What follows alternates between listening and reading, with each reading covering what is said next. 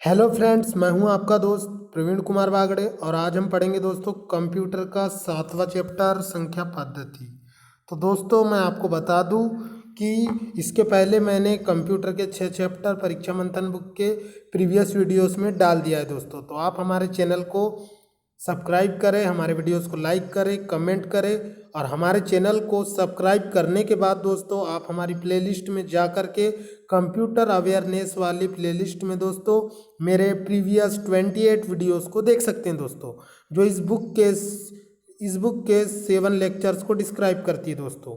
तो बिना देरी किए दोस्तों आइए शुरू करते हैं। तो सबसे पहले हम बात करेंगे दोस्तों संख्या पद्धति। इसका मतलब होता है दोस्तों नंबर सिस्टम। तो नंबर सिस्टम क्या होता है, जानकारी के लिए मैं आपको बता दूं दोस्तों, नंबर सिस्टम का मतलब होता है कि किसी भी सूचना या जानकारी को अंकों में व्यक्त करना। जैसे कि अगर मैं एक सूचना देता हूं दोस्तों आपको कि यहाँ से बालाघाट 25 किलोमीटर है, इसका मतलब कि 25 किलोमीटर है, उसको हम 25 km भी लिख सकते हैं दोस्तों।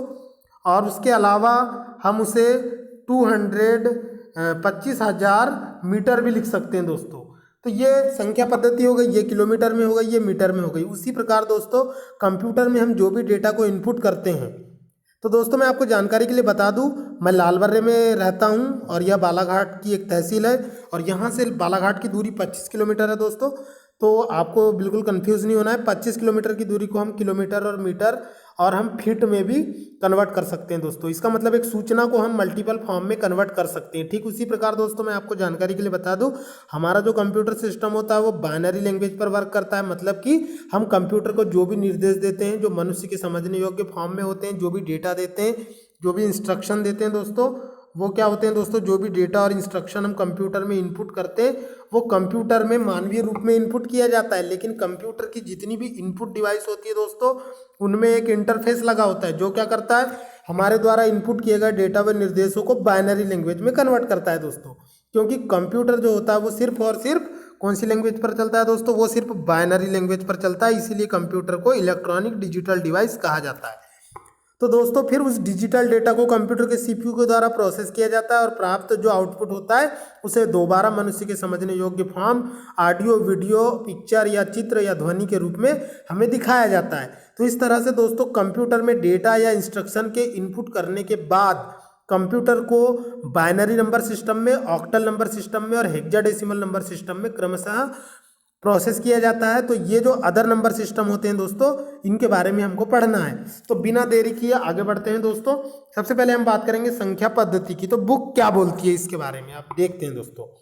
किसी भी संख्या को निरूपित करने के लिए एक विशेष संख्या पद्धति का प्रयोग किया जाता है। जैसे कि हम किसी भी संख्या की बात करें, जैसे कि हम बात करें दोस्तों 100 को हमने ये लिखा है डेसिमल में, लेकिन इसी 100 को अगर हम दोस्तों ऑक्टल में लिखेंगे तो वो अलग लिखेंगे, हेक्साडेसिमल में लिखेंगे तो अलग लिखेंगे, बाइनरी में लिखेंगे तो अलग लिखेंगे। इस टाइप से कुछ भी लिख सकते हैं दोस्तों।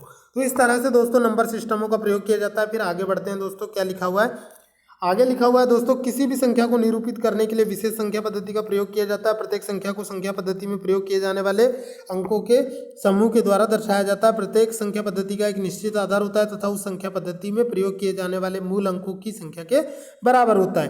किसी भी संख्या की स्थिति बाईं ओर से गिनी जाती है। मतलब कि जैसे अगर हम बात करें दोस्तों, ये 1000 हमने लिखा है तो यहाँ पर 1 की वैल्यू जो है 1000 के बराबर है। तो इसे कैसे मापते हैं दोस्तों, इकाई, दहाई, सैकड़ा और हजार। तो इस तरह से दोस्तों किसी भी नंबर सिस्टम में किसी भी संख्या की जो वैल्यू होती है वो बाईं ओर से मापी जाती है। इसके बाद में हम बात करेंगे दोस्तों आधार की। तो आधार जो होता है दोस्तों, इसको बताने के पहले मैं आपको बताना चाहता हूँ कि नंबर सिस्टम जो होते हैं वो 4 प्रकार के होते हैं। सबसे पहले हम बात करेंगे डेसिमल की। तो डेसिमल नंबर सिस्टम जो होता है दोस्तों, इसे दशमलव संख्या पद्धति कहा जाता है इंग्लिश में। इसके बाद में जो बाइनरी नंबर सिस्टम होता है दोस्तों, इसे द्वि आधारी संख्या पद्धति कहा जाता है, क्योंकि इसमें 0 और 1 दो ही डिजिट यूज़ किए जाते हैं। डेसिमल में 0 to 9 डिजिट यूज़ किए जाते हैं। इसके बाद में एक नंबर सिस्टम होता है दोस्तों आपका ऑक्टल। इसमें जो है 0 से लेके 7 तक के नंबर यूज़ किए जाते हैं, मतलब टोटल 8 डिजिट का यूज़ किया जाता है दोस्तों।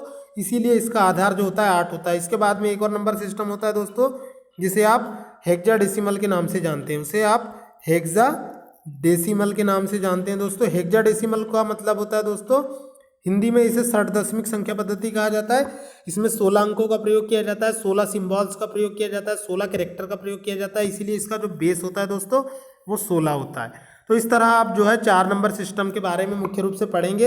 अदर नंबर सिस्टम भी होते हैं जैसे BCD, ASCII code, grey code, इसके बारे में मैं आपको आगे PDF में डिस्क्राइब करूंगा दोस्तों। तो वीडियो को बिल्कुल भी बीच में एस्केप नहीं करना है, हमको बिल्कुल आखिरी तक के बने रहना है। हमारे इस वीडियोस को लाइक करना बिल्कुल ना भूलें दोस्तों। तो आगे बढ़ते हैं दोस्तों।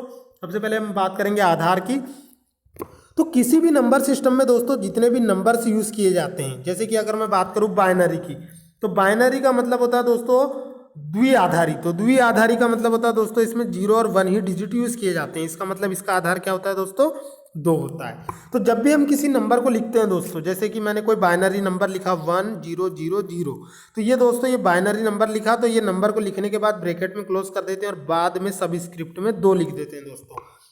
तो 1000 ब्रैकेट सबस्क्रिप्ट बाय 2, इसका मतलब ये होता है दोस्तों कि हमने जो 1000 नंबर लिखा ये बाइनरी नंबर है, क्योंकि इसका आधार जो है वो 2 है, जो कि ब्रैकेट के बाजू में सबस्क्रिप्ट में दिखाया गया है। तो इसी तरह से अगर आप कोई भी नंबर लिखते हैं दोस्तों, जैसे 115 लिखा मैंने और उसके बाजू में 8 लिख दिया, इसका मतलब ये ऑक्टल नंबर सिस्टम है दोस्तों। इसके बाद अगर मैंने AD7 लिख दिया दोस्तों और ब्रैकेट लगा के 16 लिख दिया, इसका मतलब ये हेक्साडेसिमल नंबर का उदाहरण है। लेकिन अगर मैंने दोस्तों आपको अगर यहाँ पे 125 लिख दिया और उसके बाद ब्रैकेट में 10 लिख दिया, इसका मतलब ये डेसिमल का नंबर है। तो कंपटीशन एग्जाम में क्वेश्चन पूछा जाता है दोस्तों कि 125 ब्रैकेट 10 ये कौन सी नंबर सिस्टम का नंबर है। तो ये आपको बताना है कि ब्रैकेट के बाजू में सबस्क्रिप्ट में कौन सा नंबर लिखा है। जिस नंबर सिस्टम का आधार लिखा होता है दोस्तों वही नंबर सिस्टम होता है। तो ये आधार की बात हो गई दोस्तों। तो हम आधार पे डिस्कस कर रहे थे, तो मैं आपको जानकारी के लिए बता दूं दोस्तों कि किसी भी नंबर सिस्टम का आधार जो है वो ये बताता है कि उस नंबर सिस्टम में टोटल नंबर ऑफ डिजिट किसी भी वैल्यू को रिप्रेजेंट करने के लिए क्या क्या प्रयोग की जा रही है। तो सबसे पहले मैं बात करूंगा दोस्तों डेसिमल नंबर सिस्टम की। तो डेसिमल नंबर सिस्टम का जो बेस होता है दोस्तों वो 10 होता है, क्योंकि इसमें 10 डिजिट का यूज़ किया जाता है, 0 से लेकर 9 तक के अंकों का। इसके बाद में अगर मैं बात करूँ दोस्तों बाइनरी की, तो बाइनरी का आधार 2 होता है दोस्तों, क्योंकि इसमें 2 डिजिट यूज़ की जाती है, 0 और 1, और इसमें 0 और 1 को बिट कहा जाता है दोस्तों। इसके बाद में बात करूँ ऑक्टल की, तो ऑक्टल में 8 डिजिट यूज़ किए जाते हैं दोस्तों, इसीलिए इसका बेस जो होता है वो 8 होता है और नंबर जो है 0 से लेकर 7 यूज़ किए जाते हैं। और इसके बाद में अगर मैं बात करूँ दोस्तों हेक्साडेसिमल नंबर सिस्टम की, तो इसका जो आधार होता है दोस्तों वो 16 होता है, और इसमें जो डिजिट है वो 0 से लेके 9 और उसके बाद में क्रमशः A से लेके F तक यूज़ किए जाते हैं दोस्तों। A जो होता है वो 10 को रिप्रेजेंट करता है, B11 को, C13 को, D14 को, और सॉरी दोस्तों, A जो होता है 10 को, B जो होता है वो 11 को, C जो होता है वो 13 को, D जो होता है वो 14 को, और F जो होता है वो 15 को। तो 0 से लेके 15 तक के जो होते हैं दोस्तों वो 16 डिजिट हो जाते हैं। इसके बाद में हम बात करेंगे दोस्तों, डिस्क्रिप्शन हो चुका है, अब क्या आप जानते हैं, तो इसको आपको बिल्कुल रट लेना। ये फैक्ट जो है दोस्तों कंपटीशन एग्जाम में पूछा जाता है। किसी संख्या पद्धति में किसी संख्या को दर्शाने के लिए उसकी आधार संख्या के बाद नीचे अक्षरों में सबस्क्रिप्ट में कोष्टक के बाद जो है उसके आधार को लिखा जाता है। तो ये देखो दोस्तों, मैंने अभी आपको बताया, यहाँ लिखा हुआ है 589 ब्रैकेट में लिखा है 10, उसके बाद में लिखा है दोस्तों 275 ब्रैकेट में लिखा है 8। तो दोस्तों संख्या पद्धति में जैसे मैंने लिखा है 1000, तो इसको यहाँ पर ऐसे भी लिख सकते हैं दोस्तों आप, या इसे बाइनरी नंबर सिस्टम में ऐसे भी लिख सकते हैं। तो हर बुक में दोस्तों अलग अलग तरीके से दिया हुआ है। तो ब्रैकेट के बाद में जो सबस्क्रिप्ट है ये दोस्तों आपको कंप्यूटर ज्ञान जागरूकता की अरिहंत की जो बुक होती है उसमें इस टाइप से लिखा हुआ मिलेगा। और ये जो है आपका जो परीक्षा मंथन की बुक है दोस्तों, यहाँ पर ऐसा लिखा हुआ है। इसके अलावा ITI कोपा की बुक है, और कॉम्पिटिशन एग्जाम में जैसे इंजीनियरिंग की बुक है, वहाँ पे अलग अलग फॉर्म में आपको देखने मिलेगा दोस्तों। तो आगे बढ़ते हैं दोस्तों संख्यात्मक मान की ओर। तो संख्यात्मक मान का मतलब होता है दोस्तों फेस वैल्यू। तो फेस वैल्यू क्या होती है, तो दोस्तों किसी भी संख्या में जब किसी अंक का जो संख्यात्मक मान होता है वो उसकी संख्या की स्थिति पर निर्भर करता है। तो इसे हम दोस्तों उसका फेस वैल्यू का मतलब होता है दोस्तों उसका जो बोलते हैं स्थानीय मान या लोकल स्थानीय मान बोल सकते हैं दोस्तों। जैसे अगर हमने लिखा 1028 1280, तो 1280 में 1 की जो फेस वैल्यू होगी दोस्तों वो 1000 होगी, 2 की जो फेस वैल्यू होगी वो 200 होगी, 8 की जो 200 फेस वैल्यू है वो 80 होगी, और 0 की फेस वैल्यू 0 होगी दोस्तों। तो इस तरह से आप जो है किसी भी संख्या के स्थानीय मान की गणना को ही फेस वैल्यू कहा जाता है दोस्तों। तो यहाँ पे हम बुक में थोड़ा पढ़ लेते हैं दोस्तों। यहाँ लिखा हुआ है किसी संख्या में, यहाँ पे लिखा हुआ है दोस्तों, किसी संख्या में किसी संख्या का संख्यात्मक मान उस संख्या की स्थिति पर निर्भर करता है। संख्या में से अंकों की स्थिति दाईं से बाईं ओर गिना जाता है। और इसे उसकी फेस वैल्यू कहा जाता है। इसके बाद में हम बात करेंगे दोस्तों स्थानीय मान की, जिसे पोजीशन वैल्यू या लोकल वैल्यू कहा जाता है। तो किसी संख्या में किसी अंक का स्थानीय मान जो है उसके आधार के ऊपर डिपेंड करता है। इसके बाद में हम बात करेंगे दोस्तों फेस वैल्यू पर भी डिपेंड करता है। इसके बाद में स्थानीय मान जो होता है दोस्तों वो आधार और संख्यात्मक मान पर डिपेंड करता है। इसके बाद में हम यहाँ पे ज़्यादा टाइम वेस्ट नहीं करेंगे दोस्तों, आगे बढ़ते हैं कंप्यूटर में प्रयुक्त होने वाली संख्या पद्धति। तो मैंने आपको पहले ही बता दिया दोस्तों कि मनुष्य जो है वो अपनी गणना के लिए डेसिमल नंबर सिस्टम का यूज़ करता है। मैंने प्रीवियस वीडियो में इसकी डिटेल में डिस्क्रिप्शन दे दिया है। इसके अलावा कंप्यूटर में binary number system, octal number system और हेक्साडेसिमल नंबर सिस्टम का यूज़ किया जाता है। तो इसके बारे में आपको आगे यहाँ टेबल में दिया हुआ है दोस्तों कि जो आपका द्विआधारी संख्या पद्धति होती है इसका आधार 2 होता है, उसमें कुल अंक 2 यूज़ किए जाते हैं। इसका जो मैक्सिमम नंबर होता है महत्तम नंबर 1 होता है।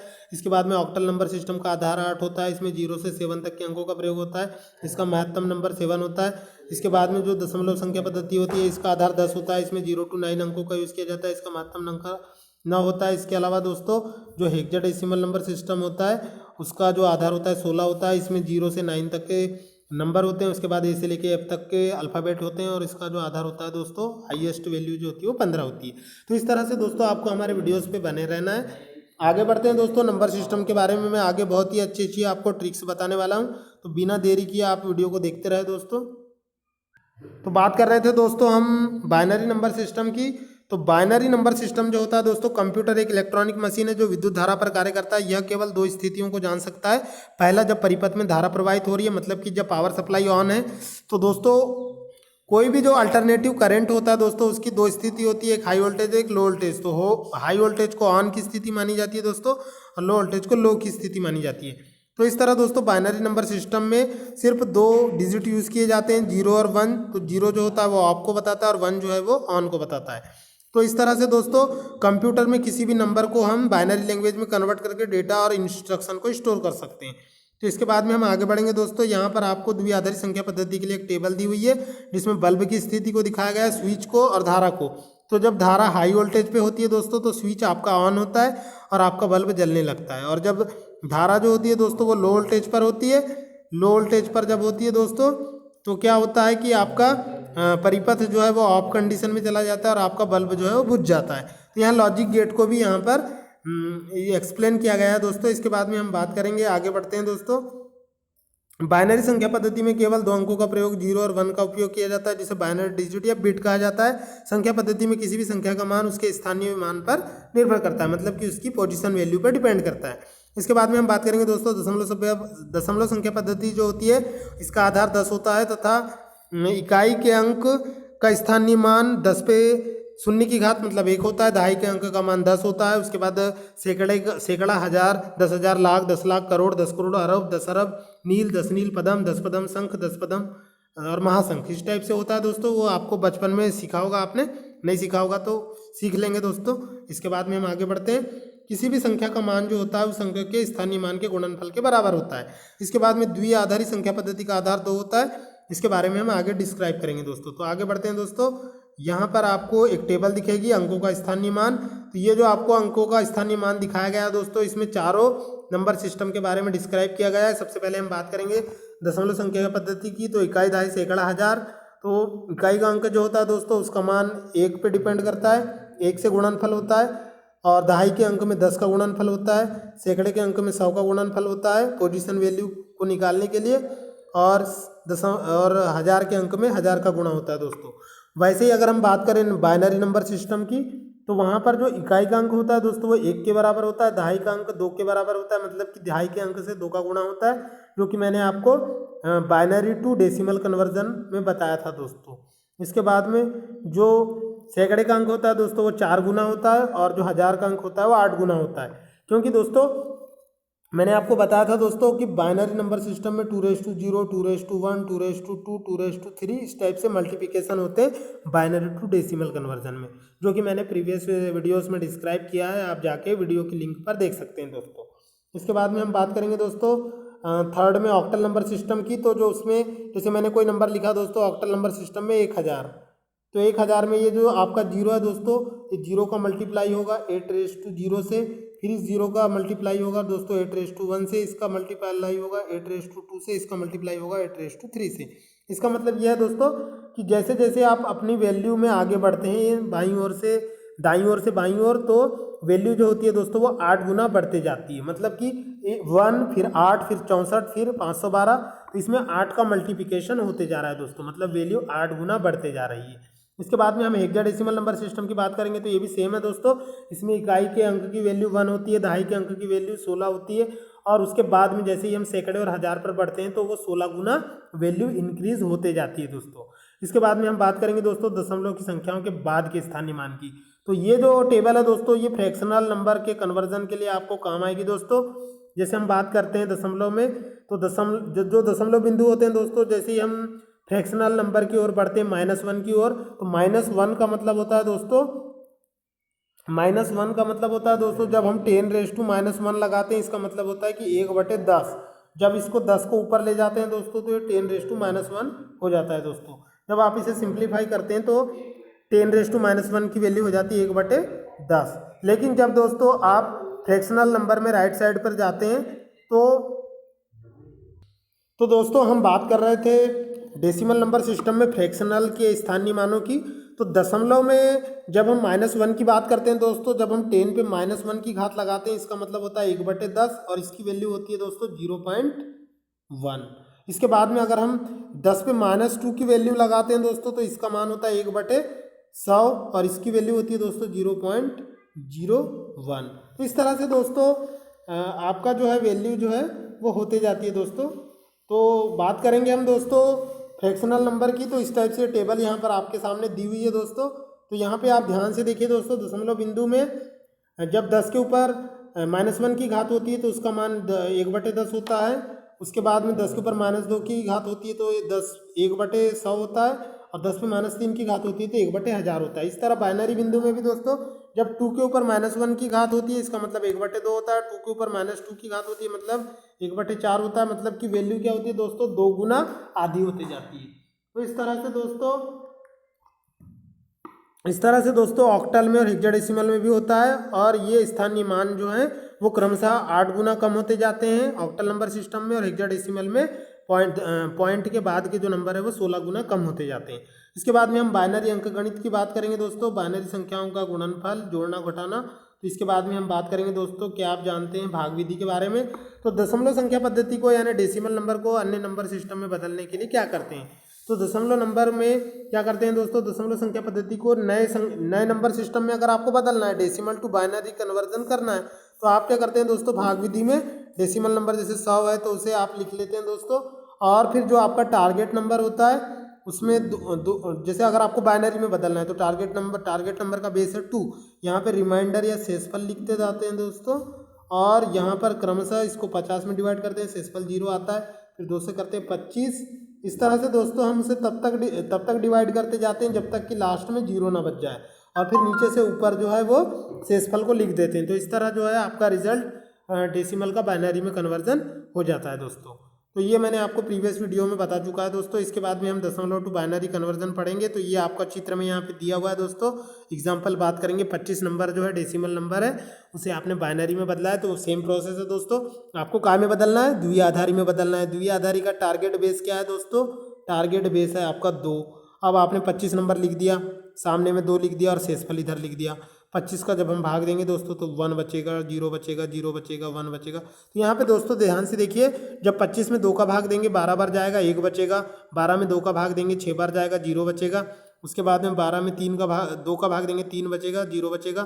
फिर 3 में 2 का भाग देंगे 1 बार जाएगा और 0 बचेगा, और ये 1 बचेगा। इस तरह ये जो भी आपके जो हैं दोस्तों, आपका ये जितना भी शेषफल है दोस्तों इसे नीचे से ऊपर लिख लेंगे। नीचे की बिट को MSB, ऊपर की बिट को LSD कहा जाता है दोस्तों। तो MSD का पूरा नाम मोस्ट सिग्निफिकेंट डिजिट होता है दोस्तों, और LSB का पूरा नाम लीस्ट सिग्निफिकेंट डिजिट होता है दोस्तों। तो इस तरह से जो है इसके फुल फॉर्म होते हैं जो कि कंपटीशन एग्जाम में पूछे जाते हैं। अब यहाँ पर दोस्तों दशमलव अंकों के बाइनरी तुल्यांक दिए हुए हैं। तो 0 को बाइनरी में 0 लिखा जाता है, 1 को 1 लिखा जाता है, और दोस्तों 2 को 10 लिखा जाता है, 3 को 11 लिखा जाता है, 4 को 100 लिखा जाता है यानी 100 लिखा जाता है, 5 को 101, 6 को 110, 7 को 111। तो दोस्तों 7 को 111 कैसे लिखते हैं मैं आपको बताता हूँ। मतलब किसी भी दशमलव नंबर को बाइनरी में कैसे बदला जाता है, तो उसकी सिंपल प्रोसेस है दोस्तों। उसके लिए क्या करना पड़ता है, आपको उसका गुणनखंड निकालना पड़ता है। तो हम निकालते हैं दोस्तों 7 का गुणनखंड। ये 7 का गुणनखंड निकाल रहे हैं, 2 का भाग देंगे, कितने बार जाएगा दोस्तों, 3 बार। शेषफल कितना आया 1। फिर 2 का भाग देंगे दोस्तों, 1 बार जाएगा और शेषफल आया 1। फिर 2 का भाग देंगे दोस्तों, नहीं जाता, क्रॉस हो गया, ये भी क्रॉस हो गया, ये 1 को जैसे का तैसा। तो इसको नीचे से ऊपर लिख देंगे दोस्तों, तो ये 1 1 1, तो ये आ गया दोस्तों। तो 7 को बाइनरी में कैसे बदले हमने दोस्तों, 7 डेसिमल नंबर था, हमने गुणनखंड निकाले, टारगेट बेस को लिख दिए और ये इस तरह से हम गुणनखंड निकालते जाएंगे, नीचे से ऊपर लिख देंगे, तो ये 111 में आ गया। तो अब आपको समझ में आ गया होगा कि ये दशमलव अंकों के बाइनरी तुल्यांक कैसे निकाला है, गुणनखंड विधि से निकाला है दोस्तों। देखो दोस्तों, अब मैं आपको बताता हूँ 10 का। तो 10 को हम लिख देंगे दोस्तों, 10 के बाद में हम इसमें 2 का भाग देंगे, कितने बार जाएगा, 5 बार जाएगा। शेषफल कितना आया, 0 आया। फिर 2 का दिए, 2 बार गया, 2 दूनी 4, बच गया 1। फिर 2 का देंगे दोस्तों, 1 बार गया, फिर बच गया 1, 0 बच गया, फिर ये 1 में नहीं जाता तो ये बच गया 1। तो दोस्तों ये 1 0 1 0, ये 1 0 1 0 आ गया। तो इस तरह से आप जो है किसी भी दशमलव नंबर का बाइनरी तुल्यांक निकाल सकते हैं। ये इसमें कोई लॉजिक नहीं है दोस्तों, बहुत ही सिंपल है। जैसे मैं 5 का निकाल के बताता हूँ आपको दोस्तों। 5 का निकाल रहे हैं हम, ये निकालते हैं। तो यहाँ शेषफल लिखेंगे दोस्तों, तो 2 दूनी 4, बच गया 1, फिर 2 दूनी 4, 2 1 2, और ये बच गया यहाँ 0, फिर 2 1 2, भाग नहीं जाता, क्रॉस हो गया, ये 1 1 1 1। तो ये 5 का क्या होगा दोस्तों, 1 0 1। क्या है दोस्तों 5 का, ये देख लीजिए दोस्तों, 1 0 1, यहाँ पे दिया हुआ है 1 0 1, ये 1 0 1 कैसे आया दोस्तों, आपको अभी मैंने बताया। 2 का भाग दिए, 1 बचा, 2 बार गया, फिर 2 का दिए, 1 बार गया, फिर बचा 0, और यहाँ 2 का भाग नहीं जाता तो 1 को जैसे कि तैसे लिख देंगे, तो ये हो गया 1 0 1। तो ऐसे करके आप पूरे बाइनरी तुल्यांक निकाल सकते हैं दोस्तों। आगे बढ़ते हैं दोस्तों, द्विआधारी संख्या का दशमलव में परिवर्तन। तो दूसरे एग्जाम्पल को देखते हैं दोस्तों। दूसरा नंबर दिया हुआ है आपका 1 0 1 0 1। अब अपने को पता नहीं है दोस्तों कि दशमलव में क्या है, तो यहाँ पे एक बहुत ही सिंपल ट्रिक दी हुई है दोस्तों। स्थानीय मान लिख देंगे 2⁻0, 2⁻1, 2⁻2, 2⁻3 और 2⁻4, और इसका क्रमशः मल्टीप्लाई करते जाएंगे दोस्तों। तो सबसे पहले 2⁻0 का जो मल्टीप्लाई है दोस्तों, ये होगा इकाई के अंक 1 से। फिर उसके बाद में 2⁻1 का भी 0 से होगा दोस्तों। फिर उसके बाद में 2⁻2 का ये 1 से होगा दोस्तों। इस तरह से ये मल्टीप्लाई होगा, और इसमें दोस्तों समझ में नहीं आ रहा है लेकिन मैं आपको समझा रहा हूँ। एक्चुअल में क्या है दोस्तों, जैसे अगर आपके पास कोई बाइनरी नंबर दिया है 1 1 0 1, सॉरी दोस्तों, जैसे अगर आपके पास में कोई बाइनरी नंबर दिया है 111, अब इसको आपको बाइनरी में बदलना है, तो इस 1 का मल्टीप्लिकेशन करेंगे 2⁻0 से, इस 1 का मल्टीप्लिकेशन करेंगे 2⁻1 से, और इस 1 का मल्टीप्लिकेशन करेंगे दोस्तों 2⁻2 से। क्योंकि देखो टारगेट बेस गिवन बेस का मल्टीप्लिकेशन करते हैं, किसी भी डेसिमल नंबर को, किसी भी अदर नंबर सिस्टम को डेसिमल में बदलने के लिए क्या करते हैं कि जो आपका गिवन नंबर का बेस होता है उससे मल्टीप्लिकेशन करते हैं, और उसमें एक एक की घात को क्रमशः दाईं ओर से बाईं ओर जाते हुए बढ़ाते जाते हैं। तो सबसे पहले हमने दोस्तों 2⁻0 का किया, 2⁻1 का, फिर 2⁻2 का, और जो टोटल वैल्यू आएगी उसको जोड़ देंगे। तो इसका हो जाएगा 1 × 1, इसका हो जाएगा 1 × 2, और इसका हो जाएगा 1 × 4। तो इसकी वैल्यू हो जाएगी दोस्तों 1, इसकी हो जाएगी 2, इसकी हो जाएगी 4। तो इनको जोड़ देंगे तो 7 हो जाएगा दोस्तों। 1 1 2 और 4 कितना हो जाएगा दोस्तों, 7 हो जाएगा। तो इस तरह से दोस्तों यहाँ पर वही किया गया है, वही प्रोसेस अपनाई गई है। इसके बाद में हम बात करेंगे दोस्तों, नेक्स्ट फैक्ट पर जाएंगे। यहाँ पर दिया है दोस्तों दशमलव भिन्न वाली संख्या का बाइनरी में परिवर्तन। तो दोस्तों हम बात कर रहे थे दशमलव भिन्न का बाइनरी में परिवर्तन, conversion of decimal fraction to binary fraction. तो दोस्तों मैं आपको बता दूं कि किसी भी दशमलव नंबर को बाइनरी नंबर में बदलने की प्रोसेस बहुत ईजी है। जो दशमलव के बाद वाले अंक होते हैं दोस्तों, यहाँ पे एक एग्जांपल हम देखेंगे कि 0.8125 ये जो है आपका डेसिमल नंबर है, बाद में ब्रैकेट में आपको 10 दिखाई दे रहा है दोस्तों। इसे बाइनरी में कैसे बदलते हैं, तो दशमलव के बाद की जो संख्या है, जो भी आपका टारगेट होता है दोस्तों, जो भी आपका टारगेट होता है दोस्तों, तो टारगेट है आपका बाइनरी में बदलना है डेसिमल नंबर को, तो टारगेट का जो बेस है वो 2 है, तो 2 से मल्टीप्लाई करेंगे। अगर इसे ऑक्टल में बदलना होता तो 8 से मल्टीप्लाई करते, और हेक्साडेसिमल में बदलना होता तो 16 से मल्टीप्लाई करते। तो मल्टीप्लाई करने के बाद में क्या होता है दोस्तों कि मल्टीप्लाई करने के बाद दशमलव के पहले जो संख्या जाती है उसको शेषफल के रूप में लिखते जाते हैं, और फिर उसे ऊपर से नीचे की ओर लिखते हैं दोस्तों। तो गुणनखंड विधि में नीचे से ऊपर लिखते हैं, लेकिन दशमलव के बाद ऊपर से नीचे लिखते हैं दोस्तों। तो इसे बहुत ही सिंपल प्रोसेस है, ध्यान से देखिएगा। यहाँ पे दिया हुआ है दोस्तों 0.8125, इसको मल्टीप्लाई किए 2 से दोस्तों, तो ये आ गया 1.625। इसके बाद में जो है 6.625 का मल्टीप्लाई 2 से करेंगे दोस्तों, और 1 को बाद में लिख देंगे शेषफल के रूप में। इसके बाद में ये आ जाएगा दोस्तों आपका 1.250, तो 1 को लिख देंगे और 0.250 से फिर 2 का मल्टीप्लाई करेंगे दोस्तों, तो 0.50 आ जाएगा, और दशमलव के आगे मात्र 0 बचा है तो 0 को लिख देंगे दोस्तों। और इसके बाद में फिर चौथी प्रोसेस में 0.500 का मल्टीप्लाई 2 से करेंगे, तो 1 पॉइंट के बाद 000, तो पॉइंट के बाद जैसे ही आपका 000 या 00 बचेगा दोस्तों, तो आपको अपनी कैलकुलेशन को स्टॉप कर देना है दोस्तों। और इसके बाद में आपका जो भी है, जो भी आपके शेषफल आए हैं दोस्तों, तो 1101 आया है दोस्तों। तो ये इस तरह से आपका जो है पॉइंट 8125 का बाइनरी में हो जाएगा दोस्तों 0.1101। तो दोस्तों ये आपके सामने उत्तर रखा हुआ है नीचे 0.1101, और बाद में ब्रैकेट में 2 लिख दिया है दोस्तों। तो इस तरह से आप जो है बहुत ही सिंपल मेथड के द्वारा दशमलव नंबरों को, डेसिमल दशमलव नंबरों को बाइनरी में बदल सकते हैं।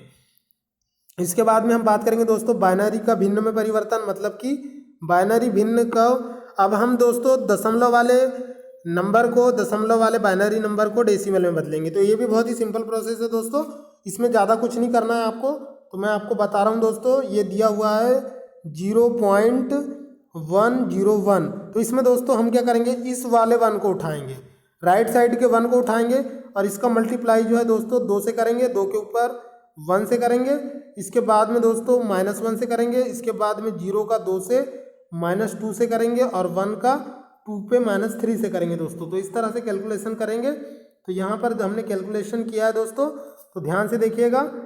1 का गुणा 1/2 से, फिर 0 का गुणा 1/4 से, फिर 1/8 से, फिर 1/16 से, इस तरह से करेंगे। तो ये दोस्तों 1 का गुणा जब 0.25 से करेंगे तो 0.25 आ जाएगा। 0 का गुणा जब 0.25 से करेंगे तो 0 आ जाएगा दोस्तों, क्योंकि 0 का गुणा किसी भी संख्या से करते हैं तो 0 आ जाता है। उसके बाद 1 का गुणा 0.125 से करेंगे तो 0.125 आ जाएगा। जब इन पूरे को जोड़ेंगे तो 0.625 आ जाएगा दोस्तों। तो इस तरह से आपका कन्वर्जन हो चुका है। इसके बाद में क्या आप जानते हैं, तो इसमें ध्यान से देखना दोस्तों, ऑक्टल और हेक्साडेसिमल संख्या पद्धति का विकास बाइनरी संख्याओं को सरल करने के लिए किया गया है। इसके बाद में हम बात करेंगे दोस्तों ऑक्टल नंबर सिस्टम की। तो ऑक्टल नंबर सिस्टम जो होता है दोस्तों, इसका आधार 8 होता है, क्योंकि इसमें 0 से लेकर 0, 1, 2 ऐसे करके 7 तक के होते हैं दोस्तों। इसमें 8 डिजिट यूज़ किए जाते हैं, इसीलिए इसका आधार 8 होता है। और इसमें दोस्तों अब हम सबसे पहले बात करेंगे किसी भी दशमलव नंबर को ऑक्टल में बदलने की। तो इधर ध्यान देना दोस्तों, वीडियो को बीच में बिल्कुल नहीं छोड़ना है। यहाँ पे नंबर दिया हुआ है आपका 828, और इसे ऑक्टल में बदलना है। तो किसी भी डेसिमल नंबर को, तो 828 को बदलना है दोस्तों आपको काय में, ऑक्टल में। तो जो टारगेट बेस होता है उससे आपको गुणनखंड निकालना होता है, और जो भी शेषफल आता है उसको ऊपर से नीचे लिखते हैं। सॉरी दोस्तों, जो भी शेषफल आता है उसको नीचे से ऊपर लिखते हैं, यहाँ पे चित्र में दिया हुआ है। तो दोस्तों 828 में जब हम 8 का भाग देंगे तो 8 का 8, अब 2 में भाग नहीं जाता तो 0 लगा देंगे, फिर ये हो जाएगा 28, तो 8 3 24, बच गया शेषफल 4। उसके बाद में फिर 12 में 8 का भाग देंगे, एक बार जाएगा, और रिमाइंडर जो है दोस्तों वो आपका बच जाएगा 4 बचेगा दोस्तों। यहाँ पर 4 लिखा हुआ है दोस्तों। इसके बाद में हम जब 8 में 12 का भाग देंगे तो 8 का 8, और ये 4 बच जाएगा दोस्तों। इस तरह से जो है आपका कैलकुलेशन हो गया। और 828 को जब आपने दोस्तों बाइनरी में ऑक्टल में बदला है दोस्तों, तो यहाँ पे हो जाएगा आपका 828 का 1474। तो इस तरह से दोस्तों आप जो है किसी भी डेसिमल नंबर को ऑक्टल नंबर में बदल सकते हैं। तो हम बात करेंगे दोस्तों एक सिंपल नंबर 10 की। 10 को हम ऑक्टल में बदलेंगे दोस्तों, नहीं दोस्तों हम 50 को बदलते हैं। तो 50 को जब हम ऑक्टल में बदलेंगे तो ये 8 छंग 48 हो जाएगा दोस्तों।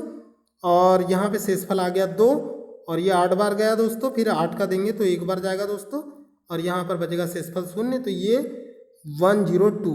तो इस तरह से दोस्तों आपने 50 को ऑक्टल में बदला तो 102 आ गया दोस्तों। तो इस तरह से आप जो है कन्वर्जन कर सकते हैं। इसके बाद में हम ऑक्टल का दशमलव में परिवर्तन बात करेंगे दोस्तों। तो ये जो आपका ऑक्टल नंबर है इसको हम दशमलव में कैसे बदलेंगे, इसकी बहुत ही सिंपल प्रोसेस है दोस्तों।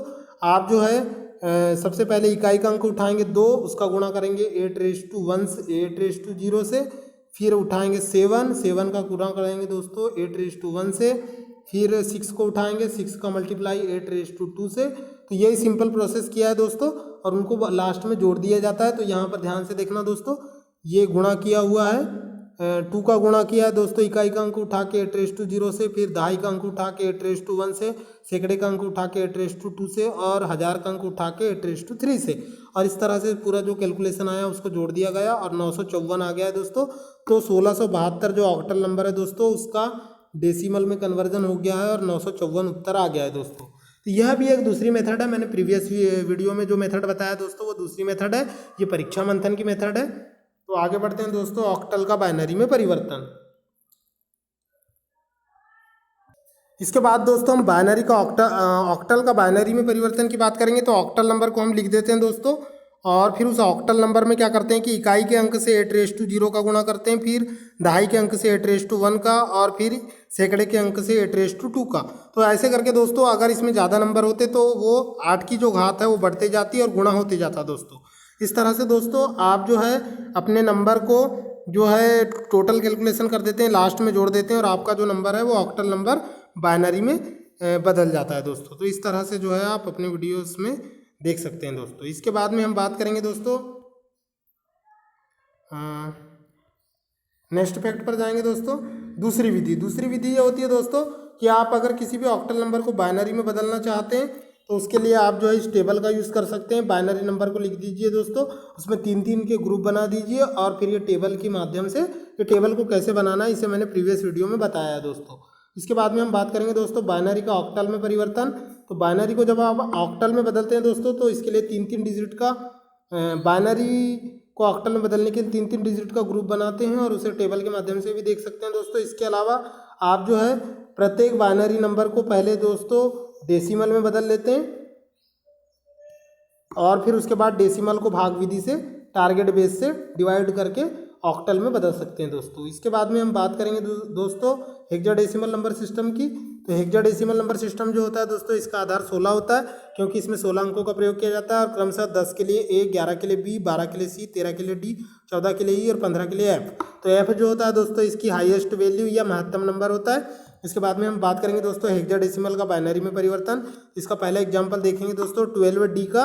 तो इसमें क्या करते हैं दोस्तों, डी को पहले उठाएंगे और इसका गुणा 16⁻0 से करेंगे, 2 को उठा के 16⁻1 से करेंगे, और 1 को उठा के 16⁻2 से, और जो कैलकुलेशन आएगा दोस्तों उसे जोड़ लेंगे। इस तरह जो है आपका डेसिमल नंबर आ जाएगा, और उस डेसिमल नंबर को फिर आप बाइनरी में मतलब 2 से गुणनखंड निकाल कर बाइनरी में परिवर्तन कर लेंगे दोस्तों। तो इस तरह से ये भी मेथड होती है। इसका मतलब यह है दोस्तों कि अगर आपको हेक्साडेसिमल नंबर को बाइनरी में बदलना है तो आप उसे डायरेक्टली नहीं बदल सकते दोस्तों, पहले आप उसे डेसिमल में बदलेंगे, और डेसिमल में बदलने के बाद टारगेट नंबर से यानी बाइनरी नंबर से 2 से गुणनखंड निकालेंगे, और जो भी नंबर आएगा दोस्तों, जो भी शेषफल आएगा उसे नीचे से ऊपर लिखेंगे। इस तरह जो है आपका हेक्साडेसिमल नंबर बाइनरी में बदल जाएगा। मतलब कि आप हेक्साडेसिमल को डायरेक्टली बाइनरी में नहीं बदल सकते, पहले आप उसे डेसिमल में बदलेंगे, और फिर उसके बाद जो डेसिमल नंबर आएगा उसके आप गुणनखंड निकालेंगे और 2 से भाग देते जाएंगे, और जो भी शेषफल आएगा उसे नीचे से ऊपर लिख के आप जो है कन्वर्जन कर सकते हैं दोस्तों।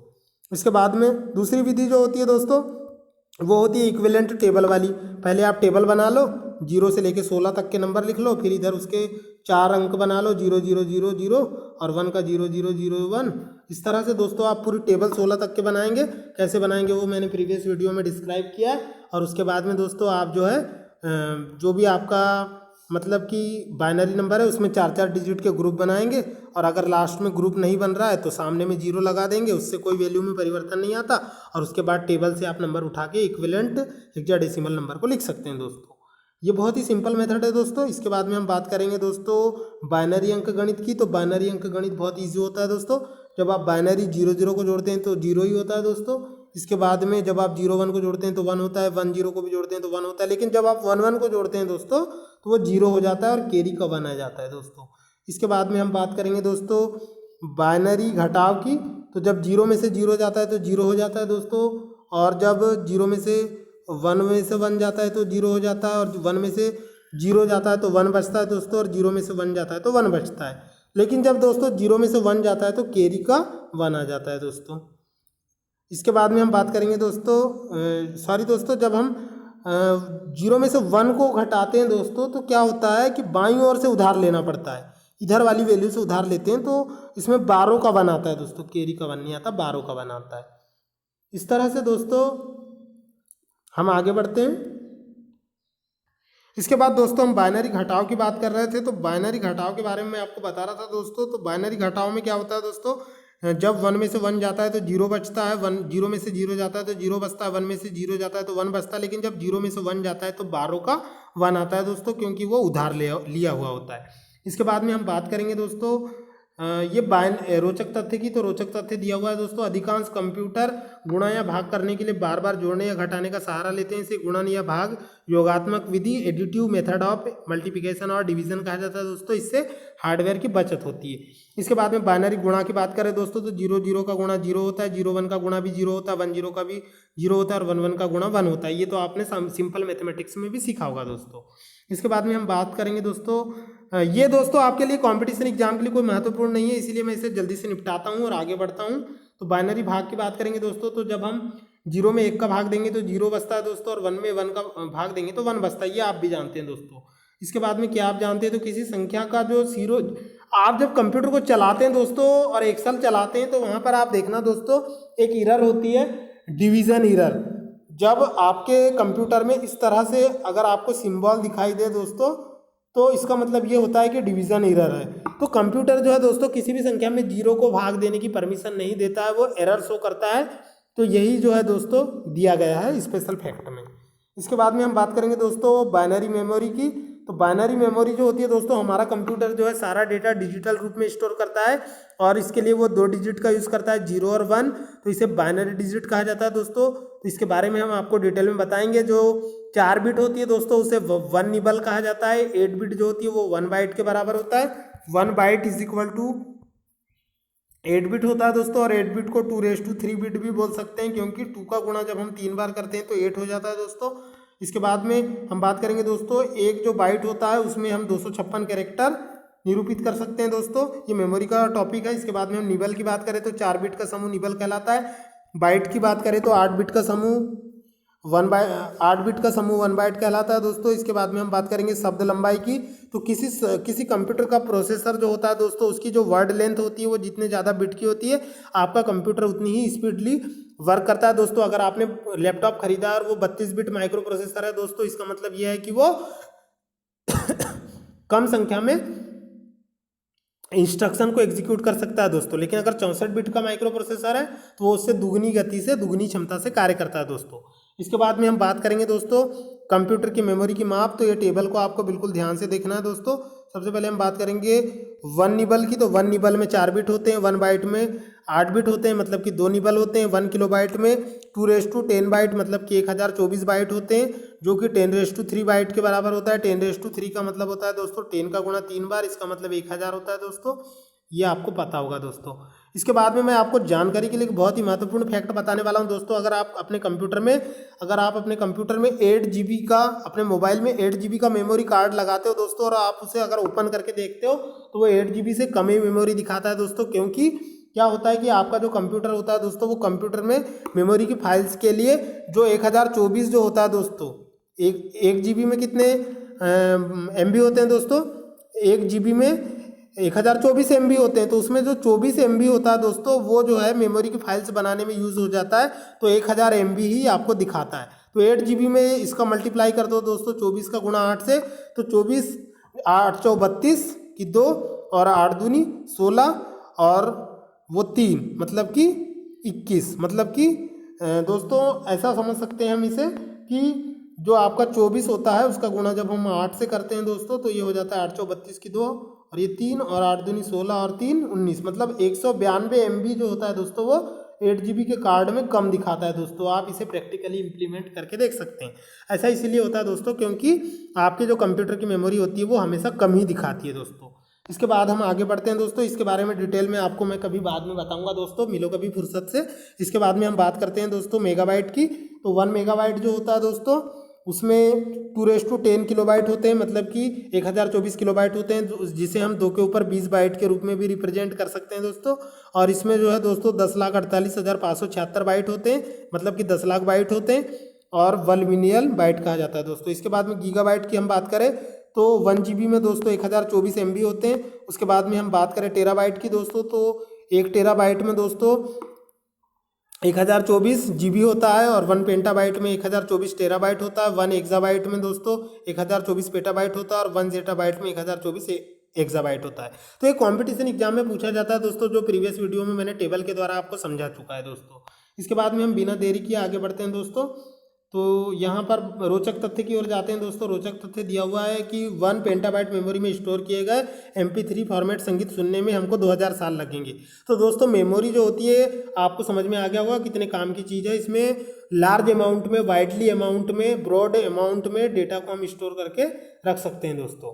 तो इस तरह से दोस्तों आप जो है कंप्यूटर की मेमोरी का सही यूटिलाइजेशन कर सकते हैं। इसके बाद हम बात कर रहे थे दोस्तों कंप्यूटर कोड्स की। तो कंप्यूटर कोड्स जो होते हैं ये बहुत ही काम की चीज़ होती है। कंप्यूटर में डेटा अक्षरों, विशेष चिन्हों के रूप में होता है, अतः इन्हें अल्फान्यूमेरिक डेटा कहा जाता है। तो कंप्यूटर में प्रत्येक कैरेक्टर को दोस्तों एक विशेष कैरेक्टर के द्वारा या कोड के द्वारा निरूपित किया जाता है। तो कुछ कोड होते हैं जैसे BCD, इसका पूरा नाम कॉम्पिटिशन एग्जाम में आता है दोस्तों, इसका पूरा नाम बाइनरी कोडेड डेसिमल होता है। इसके बाद में एक इंपॉर्टेंट फैक्ट मैं आपको बता रहा हूं दोस्तों कि बुलियन अलजेब्रा का जो आविष्कार है जॉर्ज बुले ने किया था, और इसी के नाम पर इन्हें बुलियन अलजेब्रा कहा जाता है। इसके बाद में हम बात करेंगे दोस्तों आस्की कोड की। तो आस्की कोड जो होता है दोस्तों, इसका पूरा नाम कॉम्पिटिशन एग्जाम में आता है, CPCT में आता है, MPPSC में आता है, UPSC में आता है। तो इसका पूरा नाम दोस्तों American standard code for information interchange होता है। इसके बाद में दोस्तों इसका जो आविष्कार है 1963 में किया गया था, जो 8 बिट कोड होता है। तो आस्की कोड 2 प्रकार के होते हैं दोस्तों।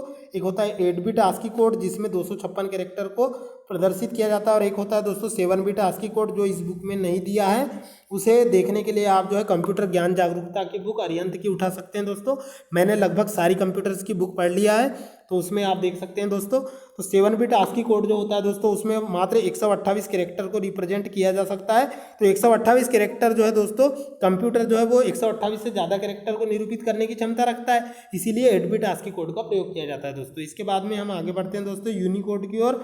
तो यूनिकोड जो होता है दोस्तों, कंप्यूटर के बढ़ते व्यवहार में अलग अलग भाषाओं में कंप्यूटर के प्रयोग के कारण एक सार्वत्रिक कोड की जरूरत महसूस हुई दोस्तों, इसीलिए जो है यूनिकोड का प्रयोग किया जाता है। यूनिकोड में भी 256 कैरेक्टर का प्रयोग किया जाता है दोस्तों। इसमें प्रत्येक कैरेक्टर को, इसमें जो होता है दोस्तों, प्रत्येक कैरेक्टर को 32 बिट में निरूपित किया जाता है। यूनिकोड में 3 प्रकार की व्यवस्था होती है दोस्तों, जो मैं आपको डिटेल में नहीं बताऊंगा क्योंकि ये कॉम्पिटिशन एग्जाम के लिए महत्वपूर्ण नहीं है। लेकिन अगर आप डिटेल में पढ़ना चाहते हैं तो परीक्षा मंथन को उठा सकते हैं दोस्तों। आगे बढ़ते हैं दोस्तों। क्या आप जानते हैं तो माइक्रोसॉफ्ट वर्ड में इंसर्ट सिंबल कमांड का प्रयोग कर किसी भी कैरेक्टर को हम, तो दोस्तों अगर आपको किसी भी अगर कैरेक्टर का यूनिकोड देखना है तो आप MS वर्ड सॉफ्टवेयर का यूज़ कर सकते हैं। MS वर्ड जो होता है दोस्तों एक एप्लीकेशन प्रोग्राम होता है, एप्लीकेशन सॉफ्टवेयर होता है, जिसका प्रयोग वर्ड प्रोसेसिंग के लिए या वर्ड डॉक्यूमेंट तैयार करने के लिए किया जाता है दोस्तों। MS वर्ड एक बहुत ही फेमस वर्ड प्रोसेसिंग सॉफ्टवेयर है दोस्तों, जिसे माइक्रोसॉफ्ट कंपनी ने डेवलप किया है। तो इसके बारे में मैं आपको डिटेल में आगे की वीडियोस में बताऊंगा दोस्तों। तो उसमें जाकर आप जो है किसी भी कैरेक्टर को इंसर्ट मेनू बार के इंसर्ट टैब पर जाकर इंसर्ट में जाके सिंबल्स पे क्लिक करके दोस्तों किसी भी कैरेक्टर का जो है आप यूनिकोड वहाँ पे डिस्क्रिप्शन में देख सकते हैं दोस्तों। इसके बाद में हम बात करेंगे बुलियन अलजेब्रा की।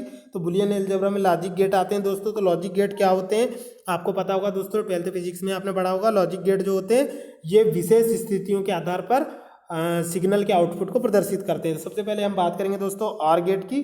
तो ऑर गेट जो होता है दोस्तों ये लॉजिकल योग को प्रदर्शित करता है दोस्तों। जब आप 0 और 1 को जोड़ते हैं दोस्तों तभी ये 1 आउटपुट देता है, और जब आप 1 और 0 को जोड़ते हैं तब 1 आउटपुट देता है। लेकिन जब आप 0 और 1 को जोड़ते हैं दोस्तों, जब आप 0 को जोड़ते हैं दोस्तों तो ये जो होता है 1 आउटपुट देता है दोस्तों, और जब आप 1 को जोड़ते हैं तब भी 1 आउटपुट देता है दोस्तों। इसके बाद में हम एंड गेट की बात करेंगे दोस्तों। तो ये लॉजिकल मल्टीप्लिकेशन पे काम करता है दोस्तों। ये लॉजिकल डिजिट 0 और 1 को जब हम मल्टीप्लाई करते हैं तो 0 का 0 हो जाता है दोस्तों, 1 और 0 का मल्टीप्लाई होता है तो 0 हो जाता है। मतलब ये एक ही कंडीशन में 1 आउटपुट देता है दोस्तों एंड गेट, जब दोनों ऑन होते हैं दोस्तों, मतलब कि दोनों 1 होते हैं, दोनों इनपुट 1 होते हैं। ये ट्रूथ टेबल में भी आप देख सकते हैं दोस्तों। इसको मैं डिटेल में कभी डिस्क्राइब करूंगा दोस्तों। इसके बाद में हम बात करते हैं दोस्तों नॉर गेट की। तो नॉर गेट जो होता है दोस्तों ये ऑर गेट और नॉट गेट का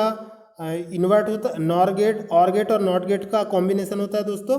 इसके बाद में आगे देखते हैं दोस्तों हम इस तरह दोस्तों आपका जो है पूरा चैप्टर कंप्लीट हो गया दोस्तों। गेट के बारे में मैं आपको डिटेल में कभी डिस्क्राइब करूंगा दोस्तों। अभी आपने हमारे वीडियोस को पूरा देखा, मैं आपका कोटि कोटि धन्यवाद करता हूं दोस्तों। मैं आपका दोस्त प्रवीण कुमार बागड़े। आपको हमारा वीडियो कैसा लगा, हमारे इस वीडियो पे लाइक करें, कमेंट करें और दोस्तों को भी बताएं। और हमारे चैनल को अगर आपने अब तक सब्सक्राइब नहीं किया है तो सब्सक्राइब करें दोस्तों, और बाजू के घंटी बटन को बिल्कुल दबाएं दोस्तों। तो धन्यवाद दोस्तों।